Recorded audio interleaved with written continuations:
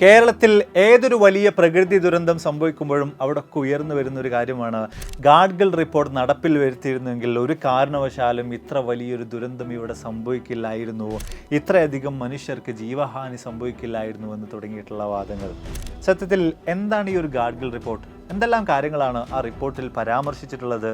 ആ കാര്യങ്ങളെല്ലാം തന്നെ അക്ഷരം പ്രതി ഇവിടെ നടപ്പിൽ വരുത്തുകയായിരുന്നുവെങ്കിൽ പ്രളയവും ഉരുൾപൊട്ടലും ഒന്നും തന്നെ കേരളത്തിൽ അരങ്ങേറില്ലായിരുന്നോ, കേരളത്തിൽ സംഭവിക്കില്ലായിരുന്നോ? വിശദമായ നിലയിൽ തന്നെ ഈ കാര്യങ്ങളെക്കുറിച്ചൊക്കെ തന്നെ നമുക്ക് പരിശോധിക്കാം. അതോടൊപ്പം തന്നെ വയനാട്ടിൽ നടന്നിട്ടുള്ള ഉരുൾപൊട്ടലിനെ കുറിച്ച് മാധവ് ഗാഡ്ഗിൽ റിപ്പോർട്ട് തയ്യാറാക്കിയ മനുഷ്യൻ എന്താണ് പറയാനുള്ളത് എന്ന കാര്യത്തെക്കുറിച്ചും വിശദമായിട്ട് തന്നെ നമുക്ക് നോക്കാം. Welcome back to F world. അഫ്ലു ഹിയർ.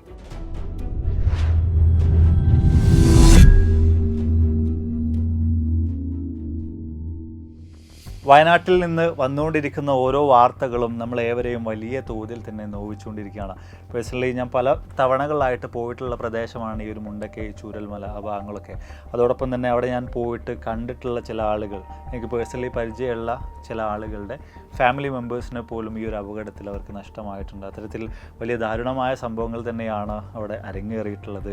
ഓരോ ദിവസവും ഓരോ മണിക്കൂറിലും പുതിയ പുതിയ വാർത്തകൾ വരുമ്പോൾ, അവിടെ നിന്നുള്ള കാഴ്ചകൾ വരുമ്പോൾ അക്ഷരാർത്ഥത്തിൽ അത് നമ്മളെല്ലാവരെയും വലിയ തോതിൽ തന്നെ നോവിക്കുന്നുണ്ട്. ഈ ഒരു അവസരത്തിൽ അവർക്ക് വേണ്ടി പ്രവർത്തിക്കുക, അവർക്ക് വേണ്ടി ദുരന്തത്തിൽ പെട്ടുപോയ ആളുകൾക്ക് വേണ്ടി കഴിയാവുന്നത്ര സഹായങ്ങൾ ചെയ്തു നൽകുക എന്നുള്ളതൊക്കെയാണ് നമുക്ക് ചെയ്യാൻ സാധിക്കുന്ന ഒരു കാര്യം. ഇവിടെയൊക്കെ തന്നെയും ഈ ഒരു ദുരന്തവുമായി ബന്ധപ്പെടുത്തിക്കൊണ്ടും പല സാമൂഹ്യ മാധ്യമങ്ങളിലൊക്കെ തന്നെയും നമ്മൾ നോക്കുന്ന അവസരത്തിൽ അവിടെയൊക്കെ തന്നെ ഉയർന്നു വരുന്ന ഒരു കാര്യമാണ് ഗാഡ്ഗിൽ റിപ്പോർട്ട്. കൃത്യമായ നിലയിൽ ഗാഡ്ഗിൽ റിപ്പോർട്ട് നടപ്പിൽ വരുത്തിയിരുന്നുവെങ്കിൽ ഇത്തരമൊരു വലിയ അപകടം സംഭവിക്കില്ല എന്നാണ് എല്ലാവർക്കും ഒരുപോലെ പറയാനുള്ളത്.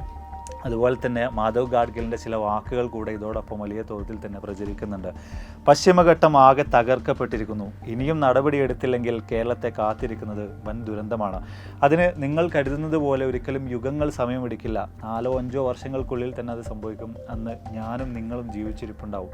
ഇന്ന് നമ്മൾ പരിശോധിച്ച് നോക്കുമ്പോൾ പശ്ചിമഘട്ടത്തിൻ്റെ വ്യത്യസ്ത ഭാഗങ്ങളിലായി ഒരുപാട് തരത്തിലുള്ള അപകടങ്ങൾ സംഭവിച്ചുകൊണ്ടിരിക്കുമ്പോൾ മാധവ് ഗാഡ്ഗിൽ എന്ന മനുഷ്യൻ ജീവിച്ചിരിപ്പുണ്ട്. നമ്മൾ പരിശോധിച്ച് നോക്കുകയാണെങ്കിൽ കഴിഞ്ഞ 7 വർഷത്തിലായിട്ട് ഇന്ത്യയിൽ ഏറ്റവും അധികം മണ്ണിടിച്ചിൽ നടന്നിട്ടുള്ള പ്രദേശം നമ്മുടെ കേരളമാണ്.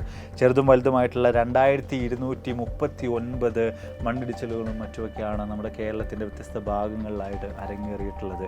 തീർച്ചയായിട്ടും ഇത്തരം കാര്യങ്ങളൊക്കെ തന്നെയും ചേർത്ത് വായിക്കുമ്പോൾ എന്താണ് ആ ഗാഡ്ഗിൽ റിപ്പോർട്ടിൽ പറഞ്ഞിട്ടുള്ളത്, എന്തിനു വേണ്ടിയിട്ടാണ് അത്തരം റിപ്പോർട്ട് തയ്യാറാക്കിയിട്ടുള്ളത്, പിന്നീട് എന്തുകൊണ്ട് ആ റിപ്പോർട്ട് നടപ്പിലാക്കിയില്ല എന്ന് തുടങ്ങിയിട്ടുള്ള ഒരുപാടധികം ചോദ്യങ്ങൾ എല്ലാവരുടെയും മനസ്സിലേക്ക് ഒരുപോലെ കയറി വരുന്നത് തന്നെയാണ്. വിശദമായ നിലയിൽ തന്നെ നമുക്ക് ആ കാര്യങ്ങളെക്കുറിച്ച് സംസാരിക്കാം. നമുക്കറിയാം 6 സംസ്ഥാനങ്ങളിലായി 44 ജില്ലകളിലായി 142 താലൂക്കുകളിലായി അങ്ങനെ പരന്ന് വിശാലമായി കിടക്കുകയാണ് നമ്മുടെ പശ്ചിമഘട്ടം. കേരളത്തിൻ്റെ സംസ്കാരത്തിലും കേരളത്തിൻ്റെ കാലാവസ്ഥയിലും അതിനുമപ്പുറത്തേക്ക് പല അധിനിവേശ ശക്തികളുടെ തേരോട്ടങ്ങളെ പിടിച്ചു നിർത്തുന്നതിനുമൊക്കെ തന്നെയും നമ്മളെ ഏറ്റവും അധികം സഹായിച്ചിട്ടുള്ള ഒരു കാര്യം തന്നെയാണ് നമ്മുടെ പശ്ചിമഘട്ടം. മാത്രമല്ല ഒട്ടനവധിയായ അനേകമായിട്ടുള്ള സ്പീഷീസിൻ്റെ വാസസ്ഥലം കൂടിയാണ് പശ്ചിമഘട്ടം. എന്നാൽ ഈ ഒരു പശ്ചിമഘട്ടം കാലം മുന്നോട്ടേക്ക് പോകുമ്പോൾ ഭൂമിയിൽ വ്യത്യസ്ത തരത്തിലുള്ള പ്രശ്നങ്ങൾ ഉണ്ടാകുന്നതിൻ്റെ ഭാഗമായിട്ട്, ഗ്ലോബൽ വാർമിങ്ങും പാരിസ്ഥിതിക പ്രശ്നങ്ങളും ഒക്കെ ഉണ്ടാകുന്നതിൻ്റെ ഭാഗമായിട്ട് പശ്ചിമഘട്ടത്തിലും അതിൻ്റേതായിട്ടുള്ള മാറ്റങ്ങൾ സംഭവിക്കുന്നുണ്ട്. വലിയ തോതിൽ അവിടെ ജീവിച്ചുകൊണ്ടിരിക്കുന്ന ജീവജാലങ്ങൾക്കും അവിടുത്തെ മണ്ണിനും ഒക്കെ തന്നെ വ്യത്യസ്തമായിട്ടുള്ള ഒരുപാട് ഗുരുതര പ്രശ്നങ്ങളിലൂടെ കടന്നു പോകേണ്ടതായിട്ട് വരുന്നുണ്ട്. ഈ കാര്യങ്ങളെക്കുറിച്ചൊക്കെ തന്നെയും കൃത്യമായി പഠിച്ച് മനസ്സിലാക്കുന്നതിന് വേണ്ടി 2010 മാർച്ച് മാസത്തിൽ പശ്ചിമഘട്ടത്തിൻ്റെ ഒരു പരിസ്ഥിതി പഠനം നടത്താൻ വേണ്ടിയിട്ട് ഒരു പ്രത്യേക സമിതിയെ തന്നെ നിയോഗിക്കുകയാണ്. 14 അംഗങ്ങളുണ്ടായിരുന്ന ആ ഒരു സമിതിയുടെ അധ്യക്ഷനായിട്ടുണ്ടായിരുന്നത് മാധവ് ഗാഡ്ഗിൽ എന്ന വ്യക്തിയാണ്. അതിനാലൊക്കെ തന്നെയാണ് ആ ഒരു കമ്മിറ്റി രൂപീകരിച്ചിട്ടുള്ള, അവർ ക്രോഡീകരിച്ചിട്ടുള്ള കാര്യങ്ങളൊക്കെ ഉൾപ്പെടുന്ന റിപ്പോർട്ടിന് ഗാഡ്ഗിൽ റിപ്പോർട്ട് എന്നൊരു പേര് വന്നിട്ടുള്ളത്. പ്രധാനമായിട്ടും ഈ ഒരു കമ്മിറ്റിയോട് ആവശ്യപ്പെട്ടിട്ടുണ്ടായിരുന്ന കാര്യങ്ങളിൽ ഒന്നാമത്തേത് പരിസ്ഥിതി ലോല പ്രദേശങ്ങൾ കൃത്യമായ നിലയിൽ തന്നെ കണ്ടെത്തി അതിൻ്റെ അതിരുകൾ നിർദ്ദേശിക്കുക, അതോടൊപ്പം തന്നെ പശ്ചിമഘട്ടത്തിൻ്റെ സംരക്ഷണവും പരിപാലനവും അവിടുത്തെ പുനരുജ്ജീവനവുമായൊക്കെ ബന്ധപ്പെട്ടുള്ള ശുപാർശകൾ നൽകുക എന്നിവയൊക്കെയാണ് ആത്യന്തികമായിട്ട് ഈ കമ്മിറ്റിക്ക് നൽകിയിട്ടുണ്ടായിരുന്ന നിർദ്ദേശങ്ങൾ, അവരോട് ആവശ്യപ്പെട്ടിട്ടുണ്ടായിരുന്ന കാര്യങ്ങൾ. അങ്ങനെ ഏറെക്കുറെ ഒരു വർഷത്തിനും ഏതാനും മാസങ്ങൾക്കും ശേഷം 2011 ഓഗസ്റ്റ് മാസം 21-ാം തീയതി 522 പേജുള്ള വലിയൊരു റിപ്പോർട്ട് തന്നെ മാധവ് ഗാഡ്ഗിലിൻ്റെ നേതൃത്വത്തിലുള്ള ഈ ഒരു കമ്മിറ്റി സമർപ്പിക്കുകയാണ്. വരികയാണ്. പക്ഷേ ഒരിക്കലും ഈ ഒരു റിപ്പോർട്ട് പുറം ലോകം കണ്ടില്ല, ജനങ്ങളുടെ ഇടയിലേക്ക് എത്തില്ല, ആരും തന്നെ അത് പുറത്തേക്ക് കൊണ്ടുവന്നില്ല. ഏറ്റവും അവസാനം ചില വിവരാവകാശ നിയമപ്രകാരം നടത്തിയിട്ടുള്ള അപേക്ഷകളുടെയും മറ്റുമൊക്കെ അടിസ്ഥാനത്തിലാണ് ഈ റിപ്പോർട്ടിൽ പറഞ്ഞ കാര്യങ്ങളൊക്കെ തന്നെയും പൊതുജനങ്ങൾക്ക് ലഭ്യമാകുന്നത്, ഈ ഒരു റിപ്പോർട്ട് പരസ്യമാക്കപ്പെടുന്നത്. ഇവിടെ നമ്മൾ നോക്കുമ്പോൾ പ്രധാനമായിട്ടും 5 സംസ്ഥാനങ്ങൾ, മഹാരാഷ്ട്ര, ഗോവ, കർണാടക, തമിഴ്നാട്, കേരളം എന്നിവയിലായിട്ട് നീണ്ടുകിടക്കുന്ന 1490 കിലോമീറ്ററുകളായി പരന്നു കിടക്കുന്ന പശ്ചിമഘട്ടത്തിൻ്റെ പ്രദേശത്തെ പഠിച്ചുകൊണ്ടാണ് ഇത്തരത്തിലുള്ള ഒരു റിപ്പോർട്ട് മാധവ് ഗാഡ്ഗിലിൻ്റെ നേതൃത്വത്തിൽ അവർ പുറത്തുവിട്ടിട്ടുണ്ടായിരുന്നത്, ഗവൺമെൻറ്റിലേക്ക് സമർപ്പിച്ചിട്ടുണ്ടായിരുന്നത്. അതിൽ തന്നെ ഒന്നാമതായിട്ട് നമുക്ക് കാണാൻ സാധിക്കുന്ന ഒരു കാര്യം, പശ്ചിമഘട്ടം മുഴുവനായിട്ടും അല്ലെങ്കിൽ അവർ പരിശോധിച്ചിട്ടുണ്ടായിരുന്ന ഈ ഒരു പ്രദേശം മുഴുവനായിട്ടും പരിസ്ഥിതി ലോല പ്രദേശമാണ് എന്നൊരു കാര്യമാണ് ആദ്യം തന്നെ അവർ എടുത്ത് പറഞ്ഞിട്ടുണ്ടായിരുന്നത്. ഈ പരിസ്ഥിതി ലോല പ്രദേശത്തെക്കുറിച്ചിട്ട് കൂടുതലായിട്ടൊന്നും ഞാൻ നിങ്ങൾക്ക് വിവരിച്ച് തരേണ്ട ആവശ്യങ്ങളുണ്ടാവില്ല. ഏറ്റവും സിമ്പിളായിട്ട് പറയുകയാണെങ്കിൽ ഈ ഒരു മേഖലയിൽ നമ്മൾ കാര്യമായിട്ടുള്ള കൈകടത്തലുകൾ നടത്തി കഴിഞ്ഞാൽ അതിൻ്റെ അനന്തരഫലങ്ങൾ തീർച്ചയായിട്ടും നമ്മൾ അനുഭവിക്കേണ്ടി വരും. പ്രകൃതിയിൽ വലിയ തോതിലുള്ള പ്രശ്നങ്ങൾ അത് സൃഷ്ടിക്കുന്നതായിരിക്കും. അങ്ങനെയുള്ള പ്രദേശങ്ങളൊക്കെ തന്നെയാണ് പരിസ്ഥിതി ലോല മേഖല, പരിസ്ഥിതി ലോല പ്രദേശം എന്നുള്ള നിലയിലൊക്കെ തന്നെ നമ്മൾ വിശേഷിപ്പിക്കുന്നത്. അപ്പോൾ പ്രധാനമായിട്ടും പശ്ചിമഘട്ടത്തിൻ്റെ ഈ ഭാഗങ്ങളെ മുഴുവനായിട്ടും സോൺ 1, സോൺ 2, സോൺ 3 എന്നിങ്ങനെയായിട്ട് 3 മേഖലകളായിട്ട് അവർ തരംതിരിച്ചിട്ടുണ്ടായിരുന്നു. അതുകൂടാതെ തന്നെ ചില പരിസ്ഥിതി ലോല പ്രദേശങ്ങൾ കൂടെ കൃത്യമായ നിലയിൽ തന്നെ ഈ റിപ്പോർട്ടിൽ അവർ നിർദ്ദേശിച്ചിട്ടുണ്ടായിരുന്നു. ആ പ്രദേശങ്ങളുടെ പേരുകൾ ഞാനൊന്ന് വായിക്കാം. 1 മണ്ടക്കൽ പനത്തടി, 2 പൈതൽ മല, 3 ബ്രഹ്മഗിരി തിരുനെല്ലി, 4 പരിസ്ഥിതി പ്രാധാന്യമുള്ള വയനാടിൻ്റെ ഭാഗങ്ങൾ കുറുവ ദ്വീപ്, 5 കുറ്റ്യാടി പെരിയ കൽപ്പറ്റ, 6 നിലമ്പൂർ മേപ്പാടി. ഈ മേപ്പാടി ഗ്രാമപഞ്ചായത്തിൽ ഉൾപ്പെടുന്ന ഒരു സ്ഥലമാണ് ഈ ഒരു ചൂരൽമലയും അതുപോലെ തന്നെ മുണ്ടക്കയൊക്കെ. അവിടെയാണ് ഇത്തരത്തിൽ വലിയ അപകടം ഏതായാലും സംഭവിച്ചിട്ടുള്ളത്.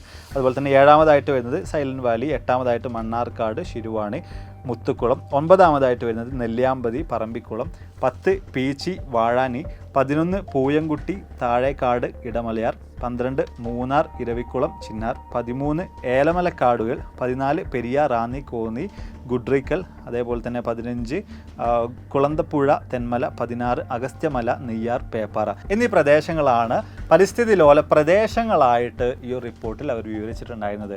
ഈ സ്ഥലങ്ങളിൽ, ഈ സോണുകളിലൊക്കെ ആയിട്ട് ചെയ്യാൻ പാടില്ല എന്ന് പറഞ്ഞുകൊണ്ട് അവർ നിർദ്ദേശിച്ച കാര്യങ്ങൾ ഓരോന്നായിട്ട് നമുക്ക് നോക്കാം. അതിൽ ഒന്നാമതായിട്ട് വരുന്നത് തേയില, കാപ്പി, ഏലക്ക, റബ്ബർ, വാഴ, പൈനാപ്പിൾ തുടങ്ങിയിട്ട് മണ്ണൊലിപ്പിന് കാരണമായേക്കാവുന്ന വിളകളൊന്നും തന്നെ ഈ പ്രദേശത്ത് കൃഷി ചെയ്യരുത്, അത് പൂർണ്ണമായിട്ട് നിർത്തണം എന്ന് പറഞ്ഞൊരു കാര്യമാണ്.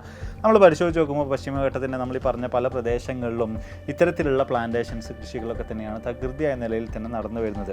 അതുപോലെ തന്നെ ഇനിയിപ്പോൾ രണ്ടാമതായിട്ടുള്ളൊരു കാര്യം, ഈ ഒരു മേഖലയിൽ, പശ്ചിമഘട്ടത്തിൻ്റെ മേഖലയിൽ പൂർണ്ണമായിട്ടും പ്ലാസ്റ്റിക് ഉപയോഗം നിരോധിക്കണം എന്നുള്ളതാണ് രണ്ടാമത്തെ ഒരു കാര്യം. മൂന്നാമത്തെ കാര്യം വരുന്നത് സോൺ 1-ൽ 5 വർഷം കൊണ്ടും, സോൺ 2-ൽ 8 വർഷം കൊണ്ടും, സോൺ 3-ൽ 10 വർഷം കൊണ്ടും പൂർണ്ണമായിട്ടും അവിടെയുള്ള കൃഷി രീതി ജൈവ കൃഷിയാക്കി മാറ്റണം എന്നുള്ളതാണ് അവരുടെ മൂന്നാമത്തെ നിർദ്ദേശം. നാലാമത്തെ ഒരു കാര്യം, പൊതുഭൂമി ഒരു കാരണവശാലും സ്വകാര്യവൽക്കരിക്കരുത്, അവിടെ വേറെ നിലക്കുള്ള പ്രവൃത്തികളൊന്നും ചെയ്യരുത് എന്ന് പറഞ്ഞ കാര്യമാണ്. 5ാമതായിട്ട് വരുന്നത് സോൺ 1-ലെയും സോൺ 2-ലെയും വനഭൂമി ഒരു കാരണവശാലും മറ്റ് ആവശ്യങ്ങൾക്ക് വേണ്ടി ഉപയോഗിക്കരുത്. സോൺ 3-ലെ കൃഷിഭൂമി വേണമെങ്കിൽ കൃത്യമായുള്ള പഠനങ്ങളൊക്കെ നടത്തിയതിനു ശേഷം മറ്റ് ആവശ്യങ്ങൾക്ക് വേണമെങ്കിൽ ഉപയോഗിക്കാമെന്നൊരു കാര്യം കൂടെ അവർ വിവരിച്ചിട്ടുണ്ടായിരുന്നു. അതുപോലെ തന്നെ 6ാമതായിട്ട് വരുന്നത് 2016 ആകുമ്പോഴേക്ക് സോൺ 1-ൽ ഇപ്പോൾ പ്രവർത്തിച്ചുകൊണ്ടിരിക്കുന്ന എല്ലാ വിധത്തിലുള്ള ഖനന പ്രവർത്തികളും നിർത്തിവെക്കണം എന്നുള്ളതാണ് ഈ റിപ്പോർട്ട് പ്രകാരം അവർ പറഞ്ഞിട്ടുണ്ടായിരുന്നത്. 2011-ലാണ് ഈ റിപ്പോർട്ട് പുറത്തു വന്നിട്ടുള്ളത് എന്നൊരു കാര്യം ഓർക്കണം.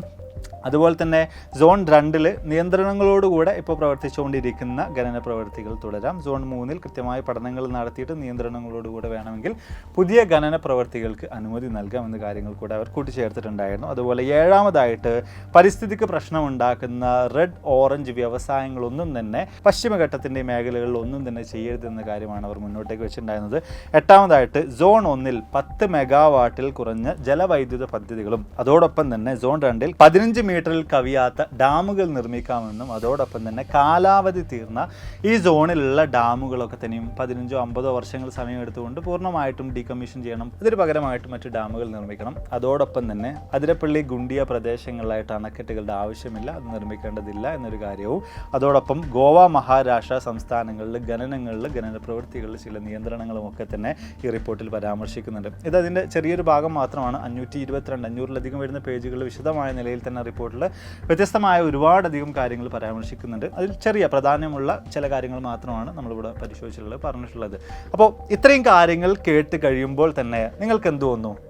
പൂർണ്ണമായിട്ടും പരിസ്ഥിതിക്ക് ഏറ്റവും അധികം നല്ലത് ചെയ്യുക എന്നൊരു ഉദ്ദേശത്തോടു കൂടെ പശ്ചിമഘട്ടത്തെ പൂർണ്ണമായിട്ടും പരിസ്ഥിതി ലോല പ്രദേശമാക്കി കണ്ട് അവിടെ മാക്സിമം പരിസ്ഥിതിയെ ദ്രോഹിക്കുന്ന പ്രവർത്തികൾ കുറച്ച് പരിസ്ഥിതിയെ മാക്സിമം സംരക്ഷിക്കുന്ന നിലയിലുള്ള ഒരു റിപ്പോർട്ട് തന്നെയാണ്. അതിന് വേണ്ടിയിട്ട് കാര്യങ്ങൾ ചെയ്യുക എന്ന് നിർദ്ദേശിക്കുന്ന റിപ്പോർട്ട് തന്നെയാണ് മാധവ് ഗാഡ്ഗിലിൻ്റെ നേതൃത്വത്തിൽ അവർ പുറത്തുവിട്ടിട്ടുണ്ടായിരുന്നത്, ഗവൺമെൻറ്റിലേക്ക് സമർപ്പിച്ചിട്ടുണ്ടായിരുന്നത്. അതിനാലൊക്കെ തന്നെ വ്യത്യസ്ത തരത്തിലുള്ള ഒരുപാട് പ്രതിഷേധങ്ങൾ ഇതിനെതിരായിട്ട് ഉയർന്നു വന്നിട്ടുണ്ടായിരുന്നു. പലരും ഈ സ്ഥലങ്ങളിലൊക്കെ പറഞ്ഞിട്ടുണ്ടായിരുന്നത് ഇതൊട്ടും പ്രായോഗികമായിട്ടുള്ള ഒരു കാര്യമല്ല, ഇവർ പറഞ്ഞിട്ടുള്ള നിർദ്ദേശിച്ചിട്ടുള്ള കാര്യങ്ങളൊന്നും തന്നെ പ്രാവർത്തികവൽക്കരിക്കാൻ സാധിക്കില്ല എന്നൊരു കാര്യമാണ്. മാത്രമല്ല ഇപ്പോൾ ഈ പ്ലാന്റേഷനുകളുമായി ബന്ധപ്പെട്ട കാര്യങ്ങളാണെങ്കിൽ കേൾക്കുമ്പോൾ തന്നെ നമുക്ക് ചില പ്രശ്നങ്ങൾ അതിൽ തന്നെ തോന്നുന്നുണ്ട്. അതോടൊപ്പം തന്നെ മണൽ കോറി മാഫിയകൾക്കൊക്കെ വലിയൊരു അടിയായിട്ട് തന്നെയാണ് ഈ റിപ്പോർട്ടിലെ കാര്യങ്ങളൊക്കെ തന്നെയും അതുപോലെ നടപ്പിൽ വരുത്തുകയാണെങ്കിൽ അവിടെ മാറി വരുന്നത്. മാത്രമല്ല പല ഡാമുകളും ഡീകമ്മീഷൻ ചെയ്യണം എന്നൊക്കെ തുടങ്ങിയിട്ടുള്ള കാര്യങ്ങൾ വരുമ്പോൾ വലിയ തോതിൽ തന്നെ ഊർജ്ജ പ്രതിസന്ധിയൊക്കെ നമ്മൾ നേരിട്ടുകൊണ്ടിരിക്കുന്ന കാലഘട്ടത്തിലൂടെയാണ് നമ്മളിപ്പോഴും കടന്നു പോയിക്കൊണ്ടിരിക്കുന്നത്. അപ്പം ഈ ഒരു റിപ്പോർട്ട് അതുപോലെ തന്നെ പ്രാവർത്തികമാക്കുക എന്നൊക്കെ പറയുമ്പോൾ തീർച്ചയായിട്ടും അവിടെ നമ്മൾ ഒരുപാട് വെല്ലുവിളികളിലൂടെ കടന്നു പോകേണ്ടതായിട്ട് വരുന്നുണ്ട്. എന്തൊക്കെ തന്നെ ആയാലും വിവരാവകാശ നിയമപ്രകാരം ഈ ഒരു റിപ്പോർട്ട് പുറം ലോകം കണ്ടതോട് കൂടിയിട്ട് വലിയ തോതിലുള്ള പ്രതിഷേധങ്ങൾ ഗാഡ്ഗിൽ റിപ്പോർട്ടിനെതിരായിട്ട് ഉയർന്നു വരികയാണ്. പല ആളുകളും ഗാഡ്ഗിൽ റിപ്പോർട്ട് കത്തിച്ചുകൊണ്ടുപോലും പ്രതിഷേധങ്ങൾ നടത്തിയിട്ടുണ്ടായിരുന്നു. മണൽ കോറി മാഫിയകൾ എരുതിയിൽ എണ്ണ ഒഴിക്കുക എന്നൊക്കെ പറയുന്നത് പോലെ തന്നെ ഈ പ്രതിഷേധങ്ങൾ വലിയ തോതിൽ തന്നെ ആളിക്കത്തിക്കാനുള്ള ശ്രമങ്ങളൊക്കെ തന്നെയും നടത്തുകയും ചെയ്തിട്ടുണ്ടായിരുന്നു. അങ്ങനെ ഏറ്റവും അവസാനം ചുരുക്കി പറഞ്ഞു കഴിഞ്ഞാൽ ഗാഡ്ഗിൽ റിപ്പോർട്ട് നടപ്പിലാക്കിയില്ല. പക്ഷേ ഇതങ്ങനെ വെറുതെ വിടാൻ പറ്റില്ലല്ലോ. കൃത്യമായുള്ള പഠനങ്ങളൊക്കെ തന്നെയും ഗാഡ്ഗിൽ കമ്മിറ്റി നടത്തിയിട്ടുള്ളതാണ്. അതുകൊണ്ടൊക്കെ തന്നെ ഗാഡ്ഗിൽ കമ്മിറ്റി തയ്യാറാക്കിയിട്ടുള്ള ഗാഡ്ഗിൽ റിപ്പോർട്ടിനെ കുറിച്ച് വിശദമായി പഠിച്ച് മറ്റൊരു റിപ്പോർട്ട് തയ്യാറാക്കാൻ വേണ്ടി 2013 ഏപ്രിൽ 15 കസ്തൂരി രംഗൻ നേതൃത്വം വഹിക്കുന്ന മറ്റൊരു കമ്മിറ്റിക്ക് രൂപം നൽകുകയുണ്ടായി. അതാണ് തീർച്ചയായും നിങ്ങളൊക്കെ കേട്ടിട്ടുണ്ടാവും കസ്തൂരി രംഗൻ റിപ്പോർട്ട് എന്നുള്ളത്. അപ്പം അവർ ഗാഡ്ഗിൽ റിപ്പോർട്ടിനെ പഠിച്ച് തയ്യാറാക്കിയിട്ടുള്ള റിപ്പോർട്ടിനെയാണ് കസ്തൂരി രംഗൻ റിപ്പോർട്ട് എന്ന് നമ്മൾ വിശേഷിപ്പിക്കുന്നത്. അപ്പം ഈ ഒരു റിപ്പോർട്ട് പ്രകാരം നോക്കുകയാണെങ്കിൽ പശ്ചിമഘട്ടത്തിൻ്റെ എല്ലാ ഭാഗങ്ങളും പശ്ചിമഘട്ടം പൂർണ്ണമായിട്ടും പരിസ്ഥിതി ലോല പ്രദേശമാണ് എന്ന് ഗാഡ്ഗിൽ പറഞ്ഞതിൽ നേരെ ചില തിരുത്തലുകൾ കൊണ്ടുവന്നിട്ട് പശ്ചിമഘട്ടത്തിൻ്റെ 37% മാത്രമാണ് ഇത്തരം പ്രദേശങ്ങളുള്ളത് എന്ന പേരിൽ അവർ ചുരുക്കിയുണ്ടായി.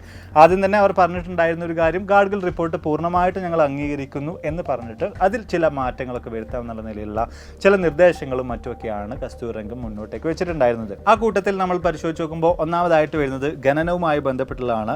അതിൽ ക്വാറികളുടെയും മറ്റൊക്കെ കാര്യത്തിൽ ഖനനത്തിൻ്റെ കാര്യത്തിൽ നിലവിലുള്ള ഖനന പ്രക്രിയ 5 വർഷത്തേക്ക് അല്ലെങ്കിൽ കരാറ് തീരുമ്പോൾ ഇതിലേതാണോ ആദ്യമായിട്ട് വരുന്നത് ആ ഒരു സമയത്ത് പൂർണ്ണമായിട്ടും നിർത്തണം എന്നുള്ളൊരു കാര്യമാണ് അവർ നിർദ്ദേശിച്ചിട്ടുള്ളത്.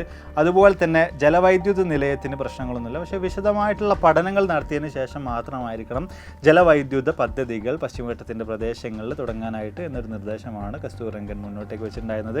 അതുപോലെ തന്നെ റെഡ് വ്യവസായങ്ങൾക്ക് പൂർണ്ണമായിട്ടും ഈ ഒരു മേഖലയിൽ വിലക്ക് കൂടെ ഗാഡ്ഗിൽ റിപ്പോർട്ടിൽ പറഞ്ഞിട്ടുണ്ടായിരുന്ന കാര്യങ്ങൾ അതുപോലെ തന്നെ ഇവർ ശരിവെക്ക് കൂടെ ചെയ്തിട്ടുണ്ടായിരുന്നു. എന്തൊക്കെ തന്നെയായാലും ഗാഡ്ഗിൽ റിപ്പോർട്ടിന് ശേഷം അത് വിശദമായിട്ട് പരിശോധിച്ച് കസ്തൂരി രംഗൻ തയ്യാറാക്കിയിട്ടുള്ള കസ്തൂരി രംഗൻ റിപ്പോർട്ടിൻ്റെ കാര്യത്തിലാണെങ്കിലും വ്യത്യസ്തമായിട്ടുള്ള ഒരുപാടധികം പ്രതിഷേധങ്ങൾ കേരളക്കരയിൽ അങ്ങോളം ഇങ്ങോളം വലിയ തോതിൽ തന്നെ സംഭവിച്ചിട്ടുണ്ടായിരുന്നു.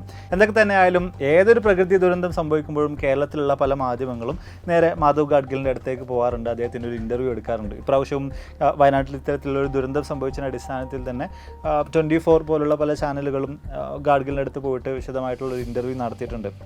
അതിൽ അദ്ദേഹം പറയുന്നത് മനുഷ്യനിർമ്മിതമായിട്ടുള്ളൊരു കാര്യം തന്നെയാണത്. ഒരിക്കലും ഗവൺമെൻറ്റുകൾക്ക് ഇതിൻ്റെ ഉത്തരവാദിത്തത്തിൽ നിന്ന് പൂർണ്ണമായിട്ടും ഒളിച്ചോടാനാകില്ല എന്നൊരു കാര്യമാണ്. ഇനി എന്തുകൊണ്ട് ഈ ഒരു പ്രദേശത്ത് സംഭവിച്ചു എന്നൊക്കെ ചോദിക്കുന്ന അവസരത്തിൽ ഈ ഒരു പ്രദേശത്തായിട്ട് പുത്തുമലയിലൊക്കെ ആയിട്ട് അദ്ദേഹം ഈ ഒരു റിപ്പോർട്ടിൻ്റെയും മറ്റൊക്കെ ഭാഗമായിട്ട് സഞ്ചരിച്ചിട്ടുണ്ട്, ഈ ഭാഗത്തൊക്കെ വന്നിട്ടുണ്ട്, കാര്യങ്ങളൊക്കെ വിശദമായിട്ട് അദ്ദേഹം നോക്കി കണ്ടിട്ടുണ്ട് എന്ന കാര്യം അദ്ദേഹം പറയുന്നുണ്ട്. അപ്പോൾ ഈ ഒരു പ്രദേശത്ത് സംഭവിച്ചിട്ടുള്ള ഹെവി ആയിട്ടുള്ള റെയിൻഫാൾ, അതേപോലെ തന്നെ ഹില്ലി ടെറൈന്, സ്റ്റീപ്പ് സ്ലോപ്പ്, ഇതൊക്കെ കാരണമാണ് ഇത്തരത്തിൽ വലിയൊരു ദുരന്തം, വലിയൊരു ഉരുൾപൊട്ടൽ ചൂരൽമലയിലും മുണ്ടക്കയിലൊക്കെ സംഭവിച്ചിട്ടുള്ള എന്ന കാര്യത്തെക്കുറിച്ചിട്ടാണ് മാധവ് ഗാഡ്ഗിലിന് ഈ വിഷയവുമായി ബന്ധപ്പെട്ടുകൊണ്ട് പ്രതികരിക്കാനുള്ളത്. അപ്പോൾ എന്തായാലും നമ്മുടെ വീഡിയോസോട് വൈൻഡപ്പിയാണ്. എല്ലാ കാര്യങ്ങളെക്കുറിച്ചും വളരെ കൃത്യമായി നിങ്ങൾക്ക് ധാരണ ലഭിച്ചാണെന്ന് വിചാരിക്കുന്നു. എന്താണ് ഗാഡ്ഗിൽ റിപ്പോർട്ട്, അതിൻ്റെ അവർ നിർദ്ദേശിച്ചിട്ടുണ്ടായിരുന്ന കാര്യങ്ങൾ എന്താണ്, അതിലുള്ള പ്രശ്നങ്ങൾ എന്താണെന്ന കാര്യത്തെക്കുറിച്ചും അതിനുശേഷം പിന്നീട് വന്ന കസ്തൂരി രംഗൻ റിപ്പോർട്ടിൻ്റെ കാര്യങ്ങളും അങ്ങനെ എല്ലാം നിങ്ങൾക്ക് കൃത്യമായി തന്നെ മനസ്സിലായി കാണുമെന്ന് വിചാരിക്കുന്നു. ഈ ഒരു ഗാഡ്ഗിൽ റിപ്പോർട്ട് അതുപോലെ തന്നെ പ്രാവർത്തികമാക്കുന്നതിൽ ഒരുപാട് പ്രശ്നങ്ങളുണ്ട്. അതിൻ്റെ ഭാഗമായിട്ട് തന്നെയാണ് അത് നടപ്പിലാക്കാതെ മറ്റൊരു റിപ്പോർട്ട് തേടിയിട്ടുണ്ടായിരുന്നതും അതിലുള്ള പല മാറ്റങ്ങളോടും കൂടിയിട്ടുള്ള കാര്യങ്ങളൊക്കെ തന്നെയും പിന്നീട് നടപ്പിൽ വരുത്തുകയൊക്കെ ചെയ്തിട്ടുണ്ടായിരുന്നത്. അപ്പോൾ വീഡിയോ കുറിച്ചുള്ള നിങ്ങളുടെ അഭിപ്രായങ്ങൾ തീർച്ചയായും താഴ്ന്ന് രേഖപ്പെടുത്താൻ മറക്കരുത്. അതുപോലെ തന്നെ വയനാട്ടിൽ വലിയ ദുരന്തം തന്നെയാണ് ആ മനുഷ്യർക്ക് സംഭവിച്ചിട്ടുള്ളത്. എല്ലാം പോയിട്ട് ഒന്നുമില്ലാത്തൊരവസ്ഥയിലേക്ക് ഒരാവശ്യകാലം മുഴുവൻ അധ്വാനിച്ചുണ്ടാക്കിയതെല്ലാം കൺമുന്നിലൂടെ ഒഴുകിപ്പോയി ഉറ്റവരെയും ഉടയവരെയും ഒക്കെ നഷ്ടമായിട്ടാണ് ആ പാവപ്പെട്ട മനുഷ്യർ അവിടെ നിലകൊള്ളുന്നത്. നമ്മളൊക്കെ ജസ്റ്റ് ഒന്ന് ആലോചിച്ച് നോക്കുകയാണെങ്കിൽ നമ്മളെപ്പോലൊക്കെ തന്നെയും രാത്രിയിൽ ഭക്ഷണമൊക്കെ കഴിച്ച് കിടന്നുറങ്ങിയ ആളുകളാണ്. പിറ്റേ ദിവസം അവരുടെയൊക്കെ മൃതദേഹങ്ങൾ കിട്ടുന്നത് 30-40 ഒക്കെ കിലോമീറ്ററുകൾക്ക് അപ്പുറത്തു നിന്നാണ്. വലിയ ദാരുണമായിട്ടുള്ള വലിയ സങ്കടജനകമായിട്ടുള്ള അവസ്ഥയിലൂടെ തന്നെയാണ് ആ മനുഷ്യർ കടന്നുപോയിക്കൊണ്ടിരിക്കുന്നത്. അപ്പോൾ നമ്മളെക്കൊണ്ട് പറ്റുന്ന നിലയിലുള്ള സഹായങ്ങളൊക്കെ തന്നെയും അവർക്ക് ചെയ്യാൻ വേണ്ടിയിട്ട് എല്ലാവരും ശ്രമിക്കുക. അത് ഞാൻ എന്നോടും നിങ്ങളോടും കൂടെ ഒരുപോലെ ഉണർത്തുന്ന ഒരു കാര്യമാണ്. അപ്പോൾ ഇതിൽ നല്ല ഒരുപാട് വീഡിയോസുകളുമായിട്ട് കണ്ടുമുട്ടാമെന്ന പ്രതീക്ഷയോടെ ബൈ.